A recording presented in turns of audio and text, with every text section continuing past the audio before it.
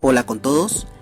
Este sábado 29 de junio a las 10:30 de la mañana se va a llevar a cabo el partido entre Cusco Fútbol Club y Asociación Deportiva Tarma, correspondiente a la sexta fecha de la fase regional Zona Sur del Torneo de Reservas 2024.